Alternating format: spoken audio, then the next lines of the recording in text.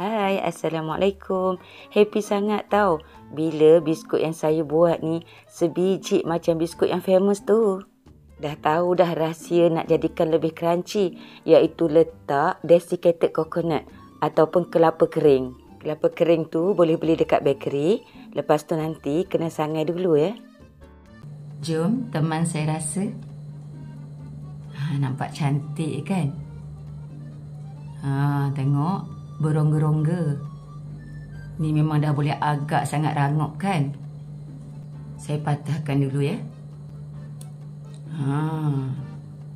Nampak kan? Berongga sampai dalam. Jom teman saya rasa. Bismillahirrahmanirrahim.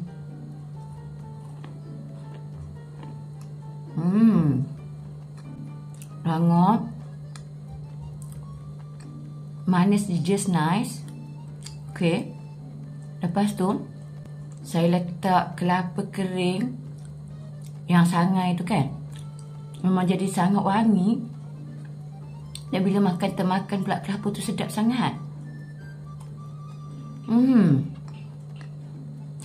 Rupanya ini rahsia nak jadikan biskut ala-ala famous Amos ni lebih crunchy tau.